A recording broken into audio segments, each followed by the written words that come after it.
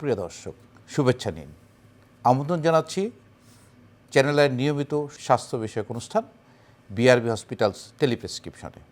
গত 17ই মে বিশ্বব্যাপী পালিত হলো ওয়ার্ল্ড হাইপারটেনশন ডে। এই উচ্চ রক্তচাপ নিয়ে সচেতনতা বৃদ্ধির লক্ষ্যেই বিশ্বব্যাপী আয়োজন। আজকে আমরা হাইপারটেনশন নিয়ে কথা বলবো। আমাদের সাথে স্টুডিওতে আছেন professor doctor M A Bashar. তিনি প্রাক্তন অধ্যক্ষ, ঢাকা ন্যাশনাল মেডিকেল কলেজ ও হসপিটাল। পাশাপাশি তিনি ইন্টারনাল মেডিসিন বিভাগীয় প্রধান এবং chief consultant internal medicine, BRB hospitals. Sir, আপনাকে স্বাগত আমাদের স্টুডিওতে। আপনাকে ধন্যবাদ, এবং সেই সাথে আমি ধন্যবাদ জানাতে চাই বিআরবি কর্তৃপক্ষ এবং চ্যানেল আই এবং চ্যানেলের যে দর্শকবৃন্দ তাদেরকে শুভেচ্ছা ও অভিনন্দন জানাচ্ছি। স্যার, আমরা বলি হাইপারটেনশন হলো নীরব ঘাতক ব্যাধি, মানে কিছু বোঝা যায় না, অনেকে বুঝতেও পারে না, কোনো সিমটম থাকে না, কিন্তু নীরবেই হার্টের অ্যাটাক বলেন, ব্রেন স্ট্রোক বলেন, কিডনি ফেলিওর বলেন, নানা ধরনের জটিলতা তৈরি করে যাচ্ছে। আমরা যদি একটু পিছনটা তাকাই যে এই হাইপারটেনশন আসলে আমাদের গ্লোবালি প্রিভিলেন্স বা ইনসিডেন্স কেমন, আমাদের রোগের সংখ্যা কেমন? সারা বিশ্বে যদি আমরা চিন্তা করি, এখন 1.3 বিলিয়ন বা মোর দেন দ্যাট তারা হাইপারটেনশনে ভুগছে, এবং প্রতি 4 জনে একজন, অনেক সময় দেখা যায় প্রতি 3 জনে একজন হাইপারটেনশনে ভুগছে, অ্যাডাল্ট পপুলেশন। বাংলাদেশের জন্য তাই প্রতি তো সংখ্যার স্যার 3 জনে একজন হলো তো আসলে অনেক বেশি হলো, গ্লোবালি বলে বা আমাদের দেশেই বলে অনেক বেশি। জি, আরেকটা ব্যাপার হলো যে বয়স বাড়ার সাথে সাথে এটা আরও বৃদ্ধি পায়। যেরকম আমরা যদি ধরেন 25 বছর অনওয়ার্ড যদি চিন্তা করি, তাহলে প্রতি 4 জনে একজন। আমরা যদি চিন্তা করি যে 50 তার ঊর্ধ্বে, তখন দেখা যাবে যে 2 জনে একজন। আমরা যদি দেখি যে 60 ঊর্ধ্বে, সেখানে প্রায় দেখা যাবে যে অলমোস্ট মানে 90% বা 80% সাফারিং ফ্রম হাইপারটেনশন। স্যার, এটা তো আসলে নীরবেই কিন্তু মানে ক্ষতিগুলো করেছে। তো এখন স্যার, যে এই বিশ্বব্যাপী যে আপনারা পালন করলেন যে ওয়ার্ল্ড হাইপারটেনশন ডে, এবার যে থিমটা ছিল যে কন্ট্রোলিং হাইপারটেনশন টুগেদার, মানে সবাই মিলে আমরা উচ্চ রক্তচাপ নিয়ন্ত্রণ করি, সঠিকভাবে উচ্চ রক্তচাপ মাপি এবং সেটা নিয়ন্ত্রণে রাখি। এই যে প্রোগ্রামটা আপনারা দেশব্যাপী আমাদের বাংলাদেশে পালন করেছেন, ওয়ার্ল্ড ওয়াইড পালন করেছেন, আসলে আপনারা কি মেসেজ দিতে যাচ্ছেন এই ওয়ার্ল্ড হাইপারটেনশন ডেতে? এটা অ্যাকচুয়ালি দেখেন, আমরা যদি চিন্তা করি যে প্রাইমারি ডিজিজ, যে ডিজিজটা মানে মানুষের অসুখের উৎপত্তি, তাহলে দেখতে হবে যে হাইপারটেনশন এবং ডায়াবেটিস, এই দুইটা হলো মানে দুইটা, এবং আরও 2-1 ডিজিজ আছে যারা নাকি মেইন প্রাইমারি ডিজিজ। এই প্রাইমারি ডিজিজগুলি কিন্তু মানে যদি আমরা কন্ট্রোল করতে পারি, এবং এগুলি পার্টিকুলারলি হাইপারটেনশন একটা ক্লিনিক্যাল ডায়াগনোসিস, আপনি যেটা বললেন যে মেজার ব্লাড প্রেশার, হ্যাঁ, accurate measurement of the blood pressure will tell you the diagnosis. অন্যান্য ডিজিজ কিন্তু এইভাবে ডায়াগনোসিস হয় না। যেরকম আমরা রোগীকে পরীক্ষা করি, ব্লাড প্রেশার মাপি, পালস, বিভিন্ন ক্লিনিক্যাল জাজমেন্টের পরে ইনভেস্টিগেশন করি, তারপরে আমরা ডায়াগনোসিসে আসি। কিন্তু এখানে যদি মেটিকুলাসলি, অ্যাকুরেটলি এবং যদি সতর্কতার সাথে যদি ব্লাড প্রেশার মেজার করি, সেখানে কিন্তু ডায়াগনোসিস কমপ্লিট হয়ে যায়। তো সেই জন্য আমরা যদি সবাই মিলে যদি এই কাজটা করি, তাহলে কিন্তু অনেক হেলথ বার্ডেন আমরা কন্ট্রোল করতে পারি। এবং যে জিনিসটা আপনি বললেন যে অনেক সময় দেখা যায় যে হাইপারটেনশন যদি আমরা নিয়ন্ত্রণে রাখি, যে হাইপারটেনশনের যে টার্গেট অর্গান, যেরকম ব্রেইন, রেটিনা, হার্টের মানে চোখের যে retina, heart, kidney, peripheral vessels, এই ডিজিজগুলি কিন্তু কন্ট্রোলে চলে আসে। এবং কন্ট্রোলে না চলে আসলেও ওই সমস্ত অর্গানগুলির ড্যামেজটা ডিলে হয়। মানুষের লাইফ এক্সপেক্টেন্সি কিন্তু অনেকটা বেড়ে যায়, মানুষ একটা কোয়ালিটি লাইফ লিড করতে পারে। লট অফ বেনিফিটস আর দেয়ার যদি আমরা হাইপারটেনশনকে যদি ডিটেক্ট করি, আর্লি ডিটেকশন এবং আর্লি কন্ট্রোল করি, এবং কন্ট্রোলটা যদি সুন্দরভাবে প্রপারলি হয়। মানে স্যার, এটা হলো তো সাইলেন্ট কিলার, নীরবেই সব কিছু নষ্ট করছে। সেজন্য সাইলেন্টের জন্য যে এটা কোনো সিমটম প্রডিউস করে খুব রিয়ারলি, কিছু কিছু সিমটমস করে, যেরকম হেডেক হইতে পারে, ডিজিনেস হইতে পারে, বা পালপিটেশন হইতে পারে, উইকনেস হইতে পারে, এগুলি হইতে পারে, কিন্তু এগুলি তো নন স্পেসিফিক সিমটমস। এটা অনেক অসুখেরই হয় না। তাহলে স্যার, আমরা যদি মূলে যাই স্যার, যে আপনি বলছেন যে আমাদেরকে এটা কিন্তু কন্ট্রোল করতে হবে, অনেক রোগ থেকে আমরা ভালো থাকতে পারবো, সেক্ষেত্রে স্যার হাইপারটেনশনটা কী আসলে আমরা কীভাবে বুঝবো হাইপারটেনশন কী? মানে হাইপারটেনশনটা অ্যাকচুয়ালি হলো যে রক্তচাপ, মানে শরীরের মধ্যে বা ধমনির মধ্যে রক্ত যখন প্রবাহিত হয় তখন একটা চাপ থাকে। এই চাপটা হলো যখন হার্ট কন্ট্রাকশন হয়, সংকুচিত হয়, তখন যে চাপটা হয় এই চাপটা বেশি, এটাকে বলি আমরা সিস্টোলিক ব্লাড প্রেশার। আর যখন হার্টটা রিল্যাক্স করে তখন রক্তচাপটা কম থাকে, তাকে আমরা বলি ডায়াস্টোলিক ব্লাড প্রেশার। এটা কিন্তু দুইটা নাম্বারে আমরা মেন করি। Suppose systolic blood pressure 120 millimetre mercury, diastolic blood pressure 80 millimetre mercury.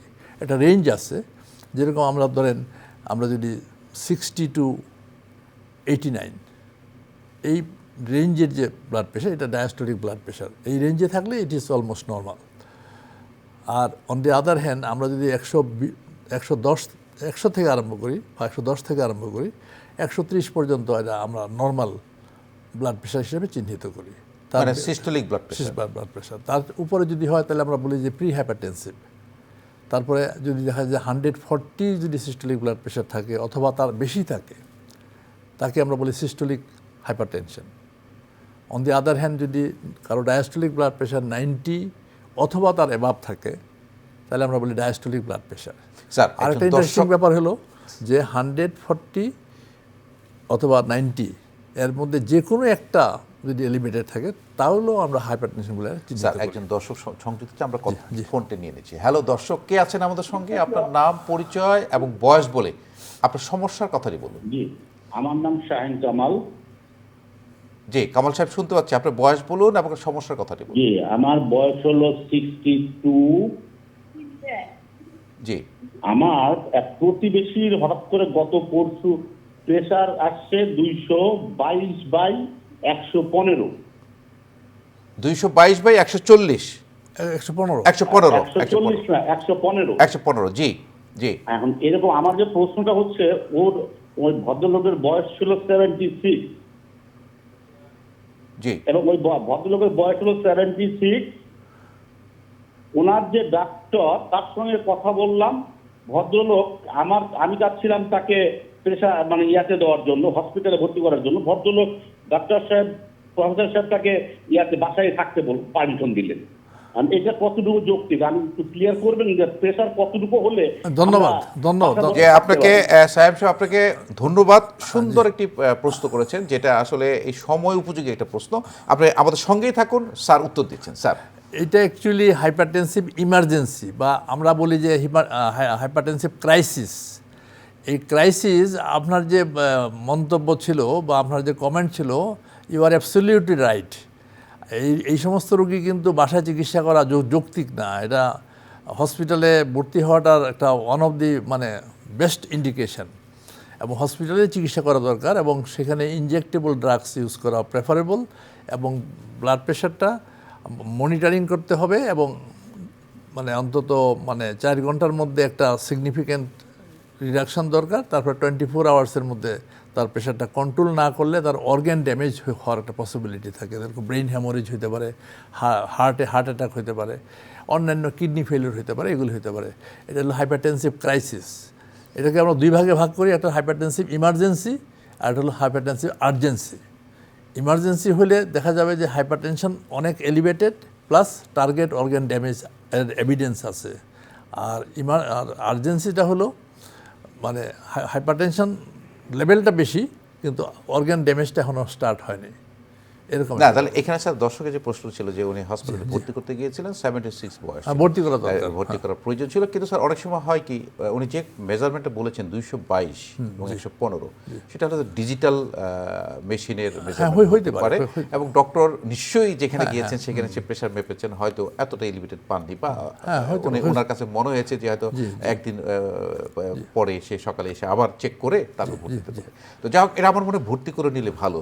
Sir, আমরা যে প্রসঙ্গে ছিলাম, আপনি বলছিলেন যে এই যে হাইপারটেনশনটা কি, এই প্রসঙ্গে বলছিলেন সিস্টোলিক ব্লাড প্রেশার এবং ডায়াস্টোলিক ব্লাড প্রেশার কথা 140 এবং 90 বলছেন যে এটার উপরে গেলে বা এটার সময় থাকলে আপনার হাইপারটেনশন বলবেন। স্যার, হাইপারটেনশন কয় ধরনের হয়ে থাকে?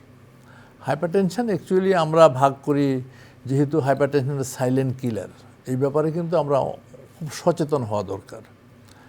সেই জন্যই আমরা আরেকটা ক্যাটাগরি করছি, সেটা প্রি হাইপারটেনশন। প্রি হাইপারটেনশন, আর এটা হলো স্টেজ 1, স্টেজ 2, তারপরে যেটা আসলো হাইপারটেনসিভ ক্রাইসিস বা hypertensive emergency, and hypertension in some certain special situation like hypertension in pregnancy, hypertension with diabetes, hypertension with kidney disease, এরকম বিভিন্ন মানে ক্লাসিফিকেশন স্পেশাল সিচুয়েশন আছে। তো প্রি হাইপারটেনশনটা বলি যে আমরা যখন কারো blood pressure 100, systolic blood pressure 130 to 139 systolic, আর ডায়াস্টোলিক ব্লাড প্রেশারটা কারো 80 to 89, এই রেঞ্জটাকে আমরা বলি প্রি হাইপারটেনশন। কারণ এই স্টেজ থেকে যে কোনো মুহূর্তে পেশেন্ট হাইপারটেনশনে চলে যেতে পারে। সেই সময় যদি আমরা তাকে ইন্টারভিন করি, তাকে যদি লাইফস্টাইল মডিফিকেশানের ব্যাপারে যদি অ্যাডভাইস করি যে তোমার ডায়েটটা এরকম হবে, তুমি ডেইলি এক্সারসাইজ করবা, particularly walking, jogging for 30 minutes per day, অথবা সপ্তাহে 150 মিনিট, তারপরে তোমার স্মোকিং কুইট করবা বা অ্যালকোহল কনজামশনটা কমাই দিবা, মেডিটেশন করবে, রিল্যাক্স থাকবে, তাহলে কিন্তু তার অনেক প্রবলেম মানে লাইফস্টাইল মডিফিকেশনের মাধ্যমে আমরা এই প্রি হাইপারটেনশনটাকে আমরা কন্ট্রোল হয়ে আসবে, কন্ট্রোল হয়ে আসবে। এটা একটা ইম্পর্টেন্ট স্যার। আরেকটা বিষয় হচ্ছে, যেহেতু এটা নীরব ঘাতক বলছি স্যার, কারা ঝুঁকিতে থাকে এই হাইপারটেনশন ঝুঁকিতে কারা থাকে?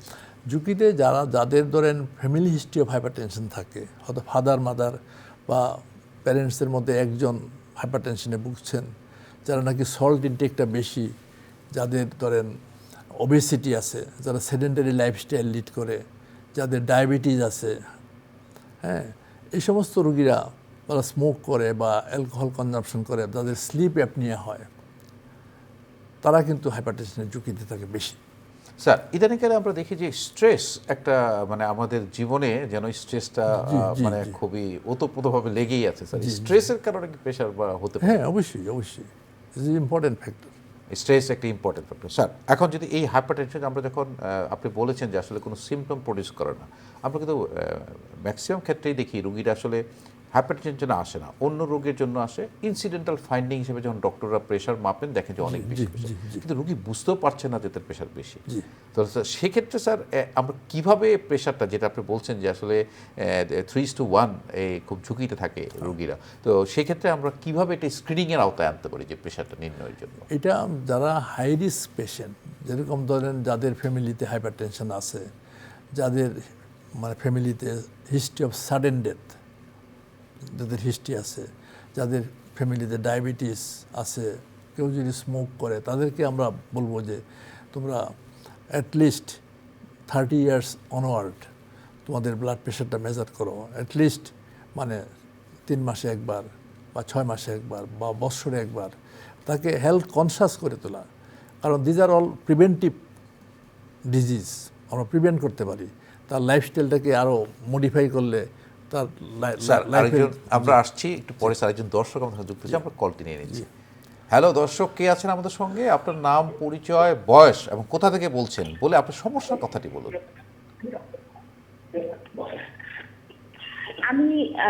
আমার নাম শিল্পী, আমি মোহাম্মদপুর থেকে বলছি। আমার বয়স 48 বছর। বলুন। আমার প্রথম হাতের মধ্যমা আঙ্গুলে খুব ব্যথা হয় আর আমার খুব ঘুমের ডিস্টার্ব হচ্ছিল। তো আমি ডাক্তারের কাছে যখন গেলাম, তখন ডাক্তার আমার প্রেশার দেখলেন, দেখে বললেন যে 130/100।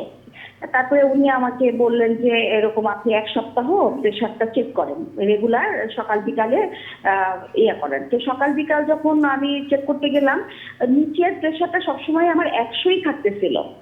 তো তারপরে আমি আবার ডাক্তারকে ফলো আপ করে বললাম যে আমার 1 সপ্তাহ যাবত এরকম 100ই থাকতেছে। তখন উনি আমাকে আর কোনো ডায়াগনোসিস না করে আমাকে কোভারাম 4/5 প্রেসক্রাইব করলেন এবং বললেন যে প্রতিদিন রাত্রে একটা করে ট্যাবলেট খাওয়ার জন্য আর কি। তো ওইটা খাওয়ার পরে আমার ঘুমের প্রবলেমটা চলে গেছে। হাতের ব্যথাটা খুব যে চলে গেছে তা না, কিন্তু আমার প্রশ্ন হচ্ছে যে আমার কি আরো কোনো ডায়াগনোসিসের দরকার ছিল, নাকি আমার ওই সময় থেকে প্রেশারের ওষুধটা খাওয়াটা ঠিক হয়েছে? মানে সবাই মানে যারা ডাক্তার না তারা আসলে অনেকে বলে ফ্যামিলির মেম্বার যে আসলে আমাকে আর্লি স্টেজে প্রেশারের ওষুধটা প্রেসক্রাইব করা হয়েছে, আরো ডায়াগনোসিসের প্রয়োজন ছিল। তবে আরেকটা কথা যে ওই ওষুধ খাওয়ার পর থেকে আমার প্রেশার এখন 80 থাকতেছে, নিচেরটা সবসময় 80 থাকতেছে। শিল্পী আপনার হয়ে গেছে প্রেশারের ওষুধটা নেওয়া? জি, আমরা আপনার কথা আমরা বুঝতে পেরেছি। স্যার উত্তর দেবেন। আপনার বয়স 30 এবং আপনি অ্যান্টিহাইপারটেনসিভ ড্রাগ খাচ্ছেন। স্যার উনি যে কথাটি বলেছে যে আসলে ডাক্তার সাহেব ওনার বয়স জি জি আই গট দি পয়েন্ট। জি, তো ওনার যে সিনারিওটা, এই সিনারিওর প্রেক্ষাপটে চিকিৎসক যে চিকিৎসা দিয়েছেন অ্যাবসলিউটলি রাইট, কারণ এটা ক্লিনিক্যাল ডায়াগনোসিস আমি আগে বলছি, কারণ তার অন্য কোনো কোমরবিড কন্ডিশন ছিল না, এবং ওনার চিকিৎসা দেওয়ার পরে ওনার ব্লাড প্রেশার কেম ডাউন এবং she is feeling better, it is a good sign. তো ইভেনচুয়ালি ওনার আনুষঙ্গিক কিছু পরীক্ষা মানে করা প্রয়োজন ছিল, মানে করা যাবে, এটা হয়তো উনি প্ল্যান করছেন, হয়তো কয়েকদিন পরে হয়তো করবেন। অনেক সময় সাথে সাথে টেস্ট করাও অনেক জটিলতা আছে, অনেক প্রশ্নের সম্মুখীনও ডাক্তারদের হইতে হয়। সেক্ষেত্রে উনি চিকিৎসক যে পরামর্শ দিয়েছেন এটা ঠিক আছে। স্যার এখানে একটু আমি যদি আপনার সাথে অ্যাড করি স্যার, যে এই যে প্রথমবার উনি গেলেন, প্রেশারটা বেশি ছিল এবং ডাক্তার সাহেব ওষুধ দেয়নি, বলছেন আপনি সকাল বিকাল মাপবেন, পরে আবার আসবেন। আসলে স্যার আপনার কি প্রথমে যদি যায় কেউ, আপনার প্রেশার মেপেই কি ওষুধ দিয়ে দেন নাকি একটু? আমরা অ্যাকচুয়ালি নিয়মটা যেহেতু মানে প্রেশার মেজারমেন্টের উপরেই এটা ডায়াগনোসিস, সেই জন্য ওইটার ব্যাপারে আমরা একটু সতর্ক থাকি এই জন্য যে যাদের ব্লাড প্রেশার ধরেন 140/90 বা 140/85 বা 140/95, তাদের বেলায় কিন্তু আমরা একটু অবজার্ভ করি। যেহেতু ওনার ব্লাড প্রেশার ডায়াস্টোলিক 100-এর উপরে বা 100, এবং পারসিস্টেন্টলি উনি বলছেন দীর্ঘদিন যাবৎ পারসিস্টেন্টলি থাকতেছে, তো এই জন্য ওইখানে, এবং ওনার সিমটমও আছে, সেই জন্য এটা যৌক্তিক। তো নর্মালি আমরা যখন বর্ডারলাইন হাইপারটেনশন থাকে তখন আমরা বলি যে একটু মানে 2-3 বার মেজারমেন্ট করে ব্লাড প্রেশারের ট্রিটমেন্টটা দেওয়া। আর একটা ইম্পর্টেন্ট জিনিস হলো যে আমরা অনেক সময় রুগীদেরকে বলি যে আপনারা যখন আসবেন 7 দিন, অ্যাটলিস্ট 7 দিন সকালে খালি পেটে এবং রাত্রেও খালি পেটে প্রেশারটা মেপে আসবেন, মানে হোম মেজারমেন্ট। ওইটা 7 দিনের মেজারমেন্টটা পাইলে, এবং আমরা যখন চেম্বারে যখন মেজারমেন্টটা করি ওর সাথে মিলাই কম্পেয়ার করে দেখে তখন আমরা প্রেশারের ডোজটাকে আমরা ঠিক করি। এটি আইডিয়াল। অনেক সময় রুগীরা রেকর্ড নিয়ে আসে না, রেকর্ড নিয়ে আসলে ওইটা মোর কনভিনিয়েন্ট হয়। স্যার আমরা কিন্তু ছিলাম স্যার যারা ঝুঁকিতে থাকে, আপনি বলেছেন। তো এখন স্যার যে আমরা ট্রিটমেন্টের প্রশ্ন আসে, কারণ প্রেশার নানা রকমের ওষুধ কিন্তু ফার্মেসিতে আছে, এবং অনেকে কিন্তু ফার্মেসিতে গিয়ে প্রেশার মেপে ওষুধ শুরু করে দিচ্ছে, অথবা মানে ভিলেজ ডক্টর তারা দেখেই শুরু করে দিচ্ছে। এই যে প্রেশারের যে ওষুধগুলা, বিভিন্ন হার্টের সাথে প্রেশার এক ধরনের ওষুধ, কিডনির সাথে প্রেশার আরেক ধরনের, প্রেগনেন্সির সাথে প্রেশার এক ধরনের ওষুধ, স্যার এই ট্রিটমেন্ট প্রোটোকলটা দিতে বলতেন স্যার। ট্রিটমেন্ট অ্যাকচুয়ালি হলো কি, মানে all hypertensive patient will go for lifestyle modification, যেটা আমি মেনশন করছি, starting from diet to meditation, এটা মাস্ট প্রত্যেকের জন্য। নাম্বার 2 হলো যে সমস্ত জিনিস খেলে প্রেশার বাড়তে পারে সেগুলি অ্যাভয়েড করতে হবে, যেরকম NSAID, স্টেরয়েড, যেমন আরও কিছু ড্রাগস, ওরাল কন্ট্রাসেপটিভ পিল, এগুলি প্রিভেন্ট করতে হবে। নাম্বার 2 হলো দেয়ার আর ফার্স্ট লাইন অফ ড্রাগস, যেরকম ACE inhibitors, ARB, calcium channel blocker, তারপরে ডায়োরেটিক্স, ইন্ডেপামাইড বা হাইড্রোক্লোরোথায়াজাইড, এটা first line of drugs. Second line of ড্রাগসের মধ্যে যেরকম আছে বিটা ব্লকার্স, আমাদের বেসোডাইলেটার্স, সেকেন্ড লাইন অফ ড্রাগস। তো আমরা কিন্তু এই ড্রাগসগুলির কিন্তু আবার চয়েস আছে, মানে depending on the comorbid condition as you mention. যেরকম ডায়াবেটিস যদি থাকে তখন আমরা প্রেফার করি যে either he will go for ACE inhibitor, যদি ACE ইনহিবিটার কন্ট্রাইন্ডিকেটেড থাকে, দেওয়া কাশি হচ্ছে, এনজিওডিমা হচ্ছে, তখন we shall go for the ARB। আচ্ছা, তারপরে ধরেন প্রেগনেন্সি, প্রেগনেন্সিতে যেরকম ACE inhibitor contraindicated, ARB contraindicated, in that case আমরা লেবিটালল, মিথাইল ডোপা, এই ড্রাগসগুলি আমরা দিই। যেরকম ডায়াবেটিসের ব্যাপারে তো বলছি, ডায়াবেটিস কিডনির ক্ষেত্রে অনেক সময় দেখা যায় বেশি দেখি। কিডনির বেলায় এস ইনহিবিটার এআরবি আমরা দিতে পারি, কিন্তু যাদের ক্রিয়াটিনিন ক্লিয়ারেন্স রেট যদি কমে যায় তখন আবার এটা ডোজটা কমে যায়, অনেক সময় কন্ট্রাইন্ডিকেশন এসে যায়। সেখানে আমরা হয়তো কিডনির সাথে যদি হাইপারটেনশন থাকে, সেটা কিন্তু ভেরি হাই হাইপারটেনশন থাকে, সেখানে কিন্তু মাল্টিপল ড্রাগস আমাদের দিতে হয়, মানে অ্যাড করতে হয়। তো এখন কথা হলো যে আমরা যে এই সমস্ত ড্রাগসগুলি দেব, সেই ড্রাগসগুলি দেওয়ার পরেও কিন্তু মনিটরিং সিস্টেম আছে, মনিটর করে দেখতে হবে তার ইলেকট্রোলাইট লেভেল কীরকম থাকে, তারপরে অন্যান্য কোনো উপসর্গ হয় কিনা। কিন্তু আমাদের তো উদ্দেশ্য হলো যে কোয়ালিটি অফ লাইফ যাতে এনশিওর্ড হয়, আমার লাইফ স্প্যান যাতে বেড়ে যায়, আমার যাতে অন্য কোনো সাইড ইফেক্ট না থাকে, আমি যাতে বেটার লাইফ লিড করতে পারি। না, এখন তো স্যার অত্যাধুনিক চিকিৎসা বা অত্যাধুনিক ওষুধের মধ্যে এমনও আছে যে হার্টের কাজ করবে, প্রেশারও কন্ট্রোল করবে, এরকম ওষুধও কিন্তু এখন বাজারে আছে। তা আমরা আশা করি স্যার যে আমরা যে আলোচনা করলাম হাইপারটেনশন নিয়ে, যারা আসলে হাইপারটেনশন ভুগছেন তাদের জন্য অনেক উপকার আসবে। আপনাকে অসংখ্য ধন্যবাদ। আপনাকে ধন্যবাদ। প্রিয় দর্শক, আসলে হাইপারটেনশন একটা নীরব ঘাতক ব্যাধি।